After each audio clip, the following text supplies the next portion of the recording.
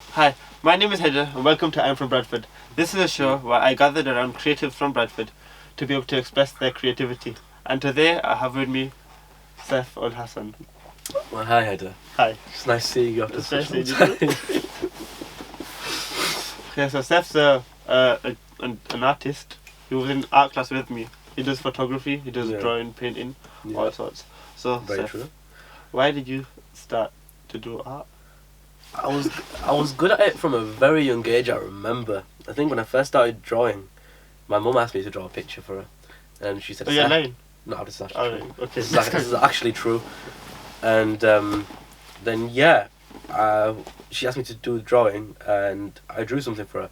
And apparently it was that good. I got an extra 5 minutes downstairs, but past my bedtime. So that's when I knew, at my heart, I've got skills. Do you remember what the drawing was? Oh yeah, it was a gold car. Oh. Oh yeah, see? Okay. So, why did Yeah. you? What is that? What made you like pursue it, or did you stop doing it for a bit and then just start again later on? It's been an on and off going situation ever since I started, because I've got the skill to draw, paint, all with oil pastels. Nearly every medium I've enjoyed, like you've seen. I knew what I was doing, but my biggest issue was, and I think you'll agree, I cannot finish a piece of work. I've got that issue where I cannot finish anything. And that's been a bad habit from a very young age. Whenever I start a piece of work, and if it takes more than a day, after a couple of days, there's a 90% chance that I will not look at that picture again. Is that just because you get bored of it, or because you're just not interested in it anymore? I think it's because I'm not interested anymore. Because whenever, with me, my taste and sort of theme or mindset, sort of when it comes to art and the other mediums, it changes very quickly. For example, taste in music, that will change every other day. My taste in art, I'll prefer a certain medium over another medium. I'll prefer painting over sketching, and it changes straight away. So as soon as my mindset's changed, that piece of art is irrelevant to me now. So ever since then, I've realised I need to sort of fix that habit up before I even try and pursue drawing again. Alright. When was the last time you did a drawing or painting Last time it was that you finished?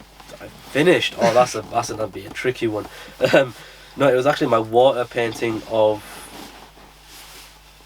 an apple. I remember. Was that in GCSE time? Oh no, that was way past GCSE time. That was just before. No, that was during A level time actually. Yeah. Yeah, I found my old paint set of watercolours and I sat there and I did not get up until I finished something, and I was persistent on trying to finish something. And when I finished it, I was more proud of finishing it than the actual result of it looking good. Yeah. Because even if it looked crap, I did not care. As long as I finished it, I know that I'm that step closer to eliminating that bad habit of not ever finishing anything. Yeah. I think A levels was the time when you started to get into photography too, wasn't it? Or was it before that? It was. I started to find my love for photography during GCSE times, but I never took it serious. It was just something that I used to take. You know, when you see something nice, you'll pause yourself, you'll grab your phone, you'll stand there and take 50 pictures until something looks good. And that's when it started to happen, but I never took it serious. I just found it as like a little side sort of thing, like making your Instagram look nice and stuff. Yeah. But when it hit to A levels, that's when I took it serious. Like, I'd go out with a camera for a full day, turn my phone on silent, put my headphones in, and just go out and take nice pictures. Like, some pictures that I've taken are really nice, but hardly anybody has seen them. They're just in my storage. And with that, it's never incomplete. You take a picture and they could be complete like that. So that habit, it sort of fits in complementary with photography. Yeah. Yeah, I get that. But Yeah. with me, like, drawing and photography is very different. Like, I do like photography, like with videos, like framing is a big part of it. Yeah. But it's just completely different. Drawing is like a whole process. It is. There is a process with pictures too, but it's not. It's just, Yeah. At the end of the day, you're pressing a button. Exactly, yeah. It is. That's right. With me when I first started, and even now, I have a more attraction towards film photography. You know, the old ones with the whole strips, and you have to develop it, and it's in like those strips. Actual film. Yeah, the actual ones. That is what I started to fall in love with, and I was shocked thinking there's still a process behind it, and I thought I'd get bored of that process, but ever from the start to the beginning, never got bored. I'd be sat in the developing room for hours on end, just developing pictures that I've taken throughout the day. It is in college. And yeah, in my college when I was doing my A level photography course, and yeah, that was like the biggest part of it. Just developing the pictures, getting used to the chemicals, and fitting into frame in a machine, and then enlarging it onto an actual piece of paper. And yeah, that's like film photography that's my genuine love. I go out with my my film camera still, and just take as anything as you can, because it's all about uniqueness. With photography, I think it's more about perception. Perception. think. What eye kind eye you have? Yeah, because everyone's eye is very different, and with art, you can sort of generalize it. For example, you could give two people a drawing of an apple, and you could see how they both sort of interpret that. One of them could draw it more dark, one of them could draw it more light, but it's not much of a big difference. An eye is like this one specific unique thing, is one in a trillion. You can't really get anything similar to that. Yeah. Because if we both had a camera and we got told to take a picture of an apple, we could take it from a million angles. But with art, it's very generalizable in terms. It's not as unique as photography, I think. Alright.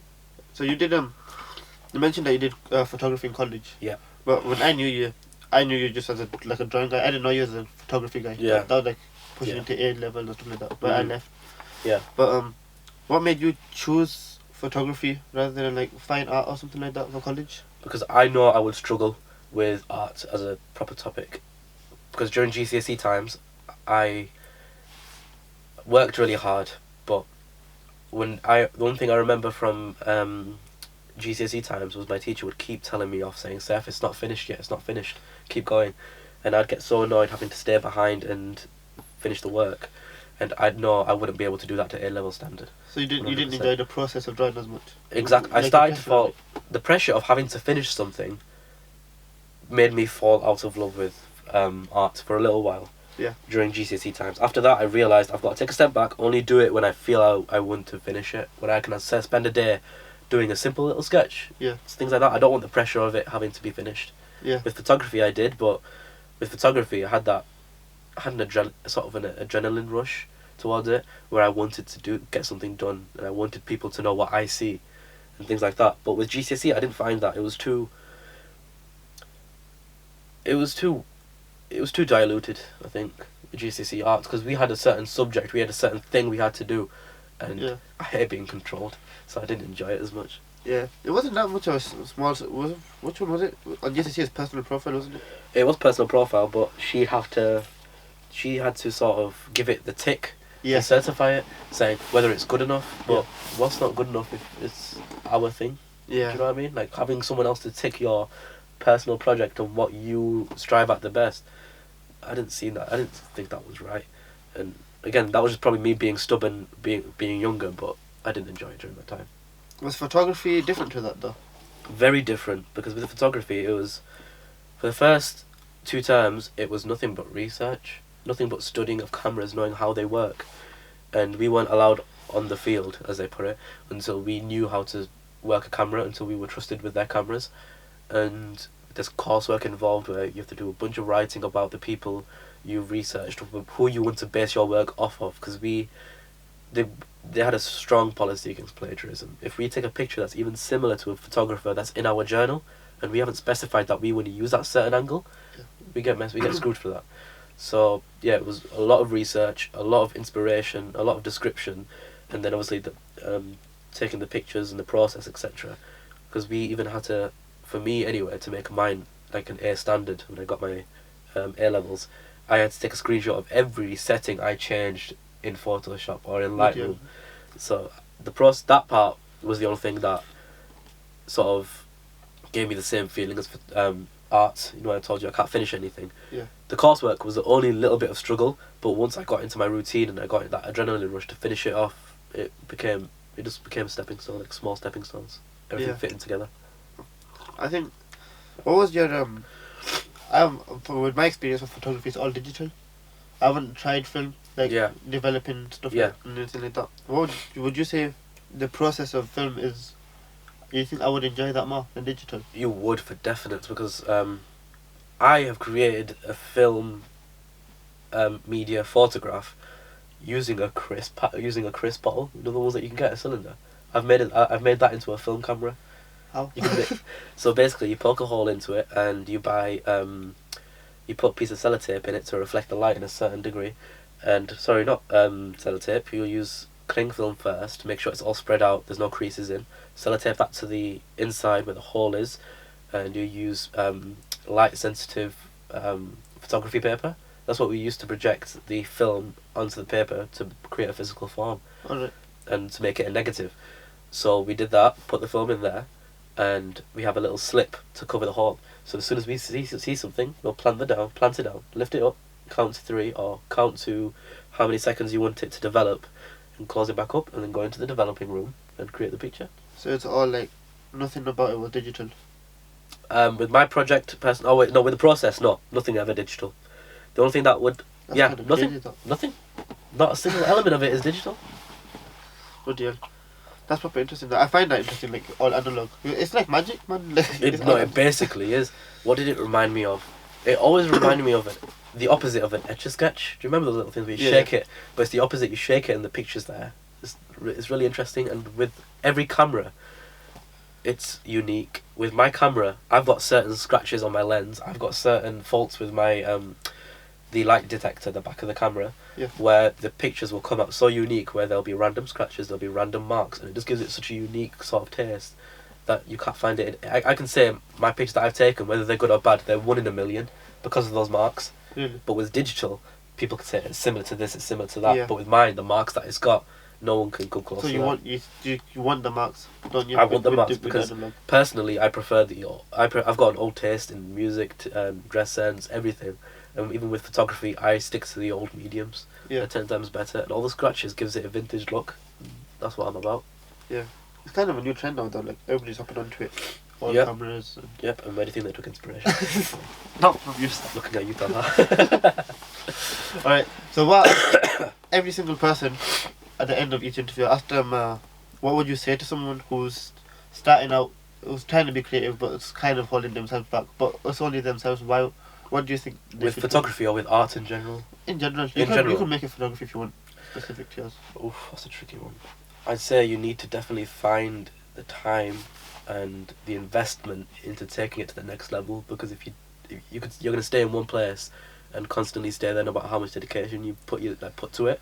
But if you put your investment in time and maybe some money, if you can, or maybe not, into taking it to that next level. For example, me buying a professional camera, that took it to the next level, where I was hired out in venues, I was hired out to do this and things like that, and creating better quality things. That's the next step. So it's all about taking that next step, looking forward, not getting too comfortable where you're at right now.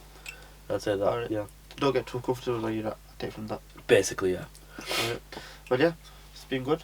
It's been nice meeting you again. You too. Thank you. Yeah. Alright, it's recording now. Best their creativity. Yeah. Today. Sorry, I'm done. I don't know what to say. I just love making it awkward. I'm sorry. Right, so just take 2. Oh, you're standing there. Have you ever had to do that? This is the first time. I gathered around creative from Bradford to be able to stop it. It's tricky. Okay, I won't look at you until you come past your intro.